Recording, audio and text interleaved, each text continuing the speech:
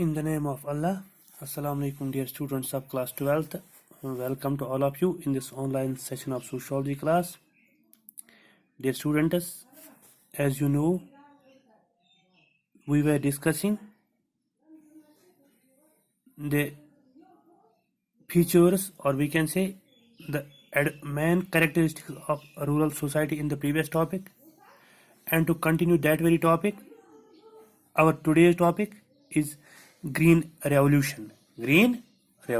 ठीक है, जहां तक ग्रीन रेवोल्यूशन का सवाल है तो हमारा जो सिलेबस है that is with reference to Indian society. तो यहाँ पे जो है the green revolution in India refers to a period when Indian agriculture system was converted into industrial agriculture system. यहाँ पे हम ये कह सकते हैं कि अगर हम पहले की बात करते हैं तो हर कोई काम जो होता था एग्रीकल्चर में वो हाथों से होता था। खेतों की जुताई जो थी या खेतों में जो बुआई थी वो हाथों से होती थी, या उसमें जो क्रॉप प्रोडक्शन थी वो फिर लिमिटेड मतलब क्वांटिटी में वहाँ से हमें मिलती थी। लेकिन with the advancement of science and technology India also adopted these machines, these new technologies, high yielding variety of seeds in agriculture to produce more and more crops. This advancement of machines, this advancement of modern technology and use of high yielding variety of seeds, this all is known as green revolution. And the aim was to produce more and more crops.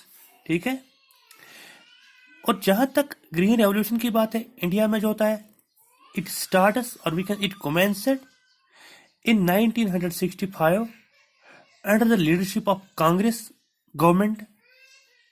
Eight that time under the leadership of we can say Lal Bahadur Shastri. तो उनकी leadership में जो ये शुरू हुआ, इसमें जो खास साइंटिस्ट थे या we can say agricultural scientist that was MS Swaminathan. क्या था इसका नाम? MS Swaminathan. And social activist Vandana Shiva. इन्होंने इस कदम को और we can say they popularized this step of the government. इन्होंने इस काम की काफी सराहना की, क्योंकि यही मतलब मॉडर्न डे में हमें इसकी जरूरत है, क्योंकि इंडिया जो है it was dependent on foreign exports.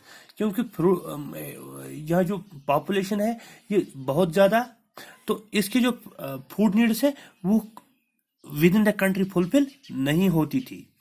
तो अब इस चीज को टू कूप अप और we can say to overcome from this problem, this was necessary to introduce these machines like tractors, irrigation facilities, pesticides, fertilizers, more high yielding variety of seeds.